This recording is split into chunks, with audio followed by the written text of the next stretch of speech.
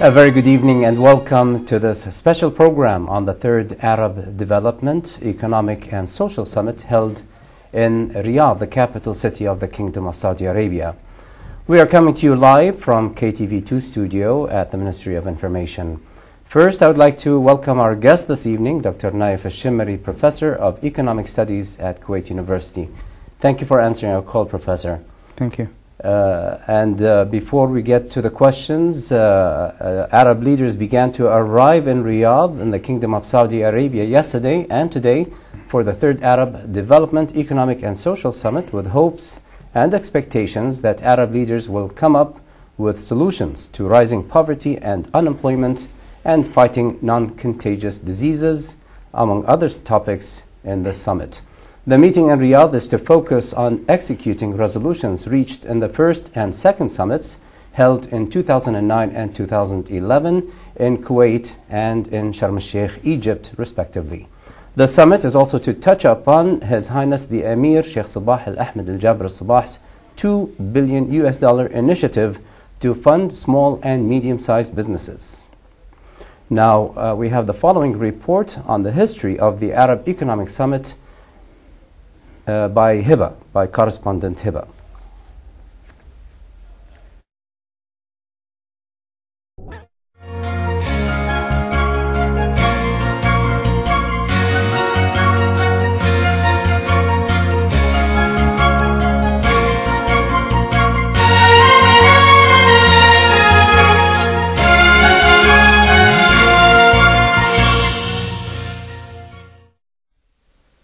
The first Arab Economic Summit that was hosted by Kuwait in January 2009 shed light on infrastructure development for facilitating the movement of people and goods across Arab borders.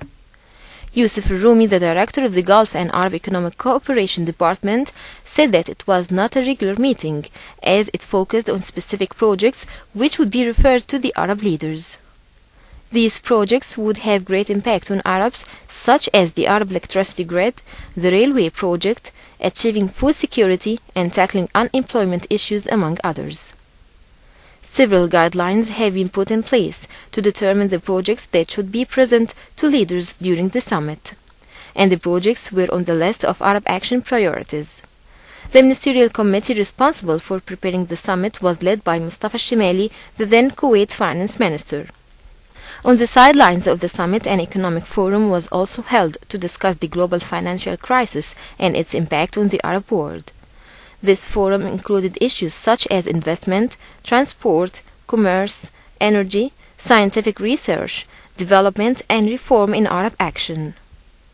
2 years later, the Arab leaders gathered in Egypt's Red Sea resort Sharm el-Sheikh for the second Arab Economic Development and Social Summit, which was set to tackle economic challenges facing the Arab world and speed up regional economic integration.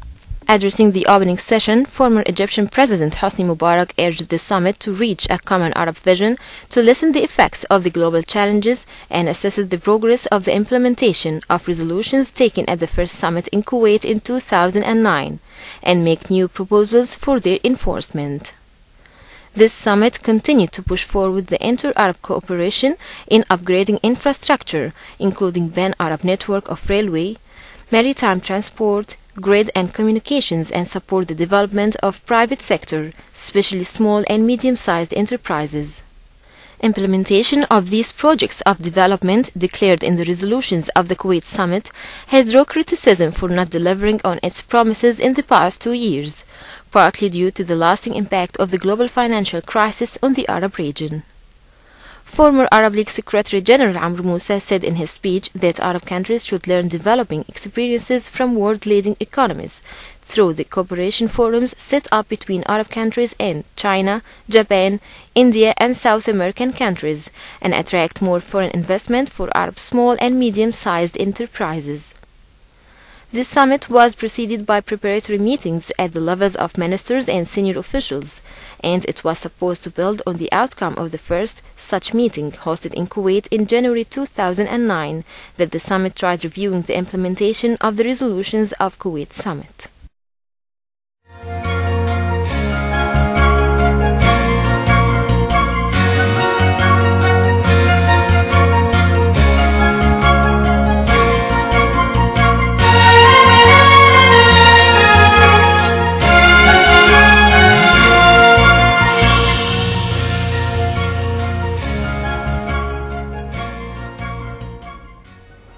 Welcome back, and thank you, Hiba, for that report. Now back to our guest this evening, Professor Nayef Alshammari, Professor of Economic Studies at Kuwait University. Welcome to the show, to the program, Professor. Some of the issues that are going to be discussed. Let's talk first about the issues that prevailed in the first and second summits, which were held in Kuwait and in Egypt. This is the third edition. Yes. What have we achieved in the first two, so we can look more closely at this one? Yes. See, before going into that, the history for these for this summit, the economic summit, let's first introduce the importance of the summit itself. The idea of establishing the economic or the Arab Economic Summit is to create more or to enhance more cooperation between the Arab states. Therefore, I mean, in order to achieve that cooperation, we have to achieve this cooperation through gathering. This gathering is called the summit itself.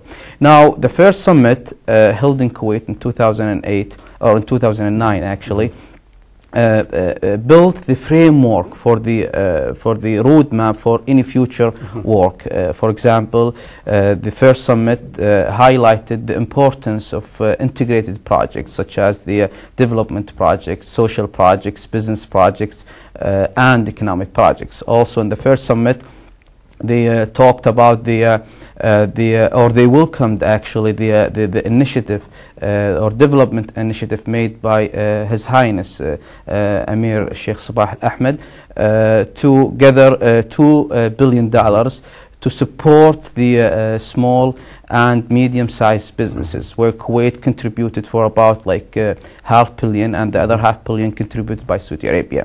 Also, in that summit, the timetable for the future Arab Economic Summit was also actually made by assuring that the summit should be held every 2 years. So we've seen like the second summit, and now we've seen for the third summit, and that's again because of the agreement made in the first summit. Go now to the second summit. The second summit was held in Sharm el-Sheikh in Egypt in 2011. Leaders at that summit directed the Arab states to develop legislations, to develop laws concerning the business and small, the small and the medium-sized businesses. Also, the leaders at that summit directed the Arab Developmental Fund to finance projects concerning the small and medium businesses. So the decisions made by that summit, the second summit, is to be let's say consistent with the initiative made by Sheikh Sabah Ahmed. Also, in that summit, they talked about the improvement that should be made to enhance the custom union and to achieve the custom union by 2015. So that was in the second summit. Now we're talking about the third summit. We're expecting the third summit to discuss issues related to the private sector, to talked about issues that enhance the private sector toward the small and the medium businesses. Also, we're probably gonna see some more about the way to achieve the development projects through that or through the Riyadh summit, inshallah. And the opening sentence in the opening statement that we made, we mentioned the poverty and unemployment. How important are these issues at this time and in the summit in particular? See, unemployment, you're talking about the unemployment and the poverty. Also, I can add also the growth into it. I mean, this time, I mean, the time for the summit actually nowadays is coming where we have what's called the Arab Spring, is coming where we're having what's called the 2000 or the consequences of the 2008 global financial crisis. the global financial crisis, the Arab Spring caused a side effect to the economy, to the Arabian economy especially, where, I mean, we have lots of sectors got hit, lots of sectors got affected. So it's worldwide. I mean, it's worldwide, and with a special attention to the Arab, it's exactly the same thing. So when you start to shut down some of the businesses, shut down some of the firms, definitely that will increase, or I mean, you're gonna kick out some of the workers. I mean, these workers were gonna be unemployed, so that will increase the unemployment level. Definitely, people were not gonna have money, we're not gonna have income to spend, so that's what will increase the level of poor.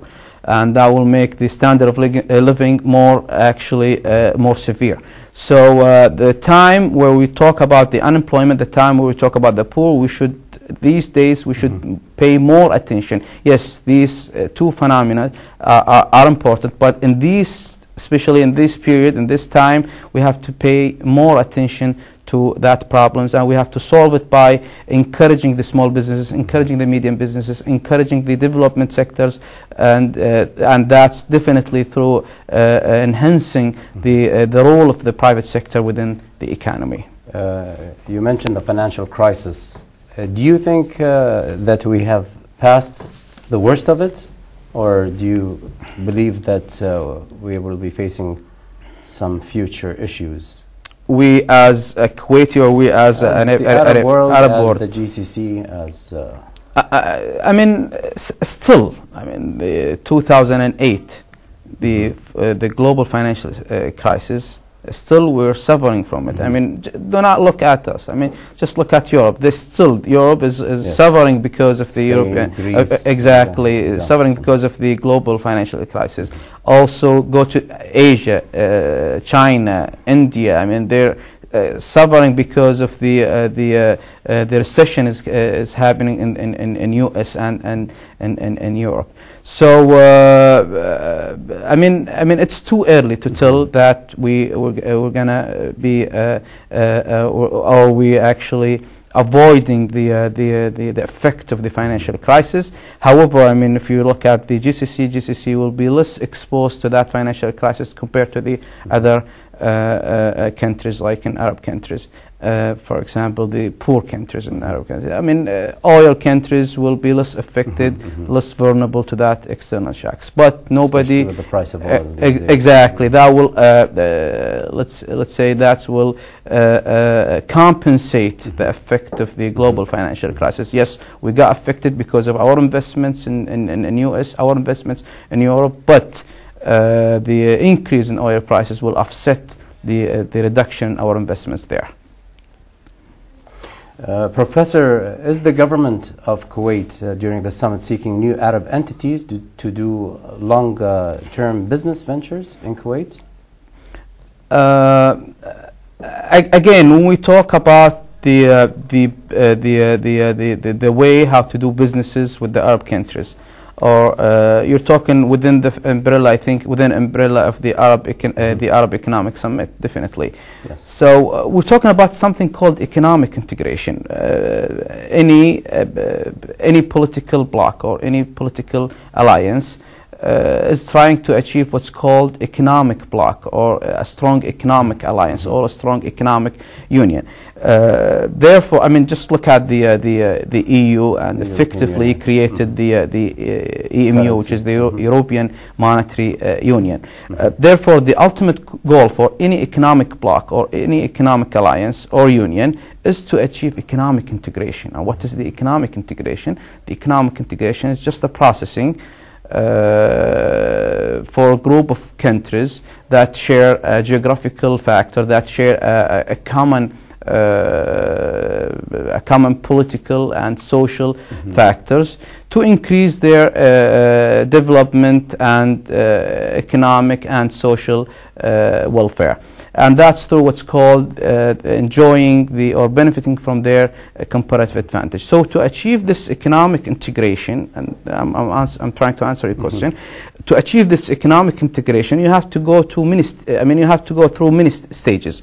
The first stage is the free trade area. Second stage is the custom union. Third stage is the common market. Then monetary union. Then we achieve the economic integration. So the question, how can we achieve or how can we benefit from that Arab Economic Summit, or how can we get benefit from dealing or trading with the other trading partners in the Arab countries? We have to go through these stages. I mean, we have to build a free trade area, an effective free trade area between us. We have to build an effective custom union between us. We have to build an effective common or custom or the common market. Now that if you compare now the common market, for example, or the free trade area, we established the free trade area between Arab states now, including Kuwait and other Arab countries. We established that free trade area zone, which is called the Great Arab Free Trade Area, in 1997. However, still we're talking about bilateral trade between us is not exceeding 10%. So the question, did we get benefit of that free trade area? The answer is no. I mean, now they're talking about years ago. Exactly. I mean, you said that. Now they're talking about the custom union. They're trying to achieve the custom union by 2015. So the question, how can you? Why? Because they're going into the economic integration. So the question, how can you go to the custom union without finishing or without benefiting from the free trade area? So I mean, you determine to what extent you get benefit from that free trade, you get benefit from that economic integration, or you get benefit from that dealing or trading with your partner, Arabian partners. So again, to answer your questions, I mean, are we trying to, or are we expecting that Kuwait will get benefit, or will establish a businesses, or will establish a business and get benefit of that businesses? It depends upon the stages that we are in. It depends upon the extent that we're trying to, the degree of integration that we're looking for. You sound a little bit pessimistic. I mean, what are we to expect? What viable outcomes from this particular segment, in your opinion?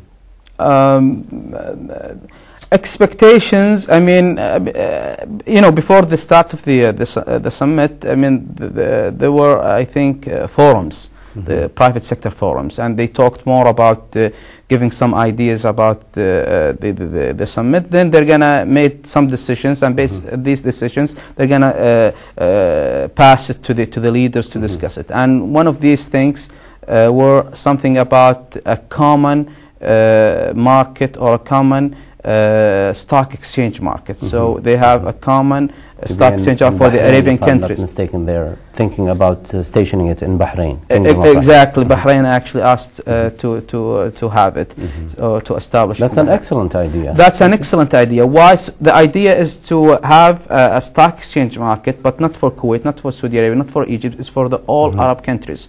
And they're expecting the fund to be directed into that stock exchange market.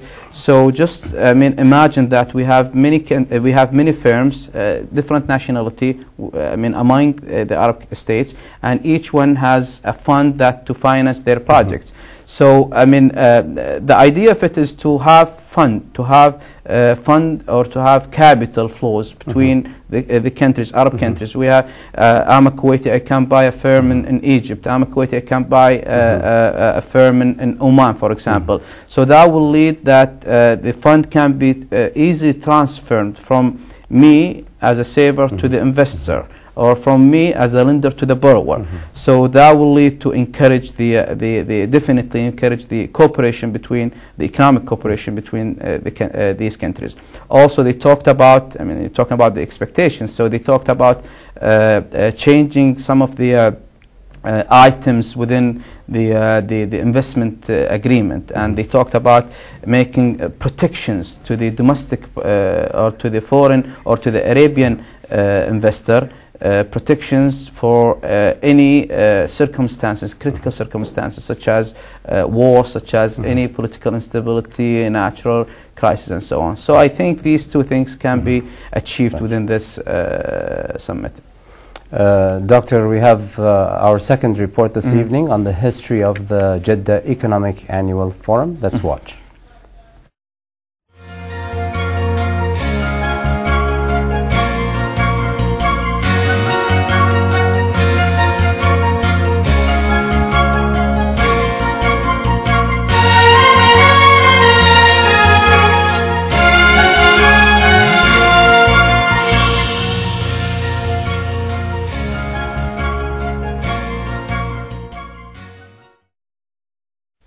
Jeddah Economic Forum, JEF, is a forum held annually since 1999 during winter in Jeddah, Western Saudi Arabia. It has become the region's or the Middle East strategic think tank, focusing on regional and international economic and social issues. The Jeddah Economic Forum is organized by the Jeddah Marketing Board, which is a part of Jeddah Chamber for Commerce and Industry. It's also organized in association with Duke Corporate Education as an academic partner. The current president of the forum is Sami Bahrawi, who has replaced Amr Anani in 2006. But it's known that the forum was originally founded by Amr Dabbagh. The forum has invited famous speakers at the event such as George W. Bush, John Major, Bill Clinton, the ex-president of the United States, Gerhard Schröder, the former German chancellor, Madeleine Albright, Al-Walid bin Talal, Queen Rania of Jordan, Recep Tayyip Erdogan, the Prime Minister of Turkey, Rafiq Hariri, Post-Prime Minister of Lebanon, Mahathir Mohamad, Prime Minister of Malaysia, Lubna Ulayyan, Hillary Clinton, Hayat Sindhi, and Princess Victoria Ingrid. On March 2011, the Jeddah Economic Forum, JEF, in the Kingdom of Saudi Arabia took place. Historic, epic, and unprecedented are just three words used to describe the event by those present and those who had heard of the event. The JEF theme was the 21st Century Transformation, the impact of global forces, chosen in reference to McKinsey's 5 global forces of change, which would shape the world for the coming decade. On March 19th, the inauguration of the 11th Jeddah Economic Forum took place at the Jeddah Hilton, with the Prime Minister Recep Tayyip Erdogan of Turkey and His Royal Highness Prince Khalid Al Faisal, Governor of Mecca Province, speaking. The forum was convened amid a backdrop of world events, with the no-fly zone being enforced in Libya and Japan battling to contain any nuclear fallout from the earthquake and tsunami it had recently faced. Prime Minister Erdogan specifically praised the theme, saying it was highly relevant and timely. The conference was the first mass consensus technology macroeconomic forum in the Middle East, where members of the audience, both male and female, were voting in multiple sessions and seeing the results instantly. On all 3 days, female moderators and speakers were highly prominent. Many of the world's regions and Saudi's leading companies and institutions were present at the event.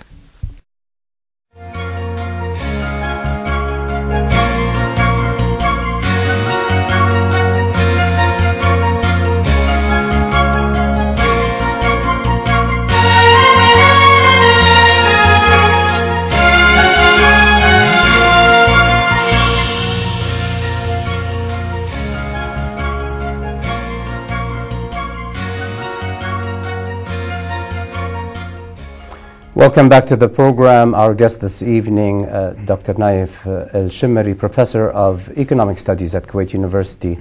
Professor, allow me to read a statement that was made by the Deputy Premier and Foreign Minister, Sheikh Sabah Al-Khalid Al-Sabah, when he said that the current stage requires that more attention to be given to development rather than politics. Obviously, he has a message there.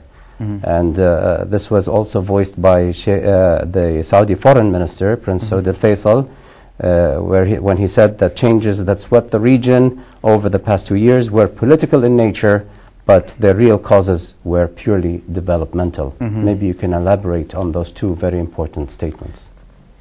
Yes, I mean, to believe that we are going to achieve a highly integrated economy among the Arab countries, we should avoid any, let's say, any political issues that can be a barrier to decisions made by or toward economic achievements.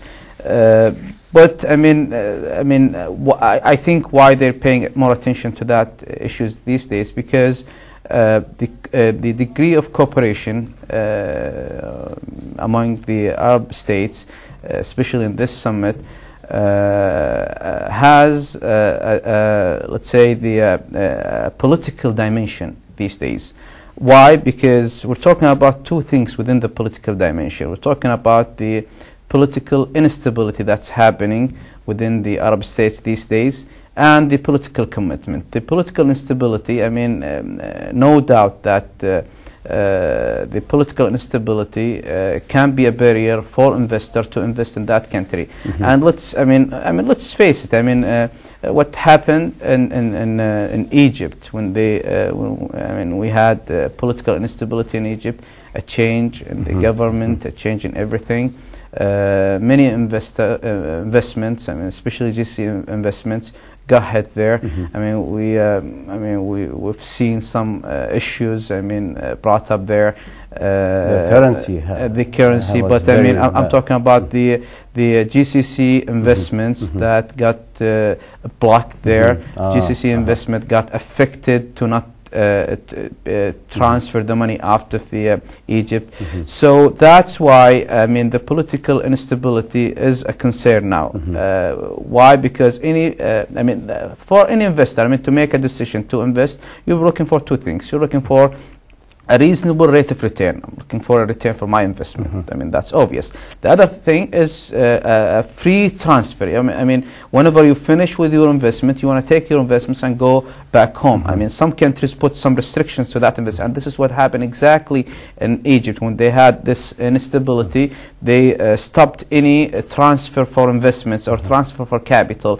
Why? Because they're trying to make sure that the currency will be stable, the economy will stay, the economy will not be affected. That's why we should pay more attention to the political instability. Also, I think the thing that we have paid more attention to it is the political commitment. The problem now for why we're not achieving that, or why we're not seeing actually that achievement for political cooperation, especially the economic the economic achievement. Why we're not seeing that among the Arab states? Because there is no political commitment. Arabian government, they're not committed to the decisions made by the Arab League, by the economic itself, the economic, the Arab Economic Summit, the first summit and second summit. We had we have many decisions made by these two summits. The problem is governments are not paying or are not commit enough to follow these decisions. So I think the political issue is so important. Obvious beside the economic issues. Why Sheikh Sabah is talking about the economic issues, because beside the political issues we have the economic issues, and let's face it, yes, we have an economic issues.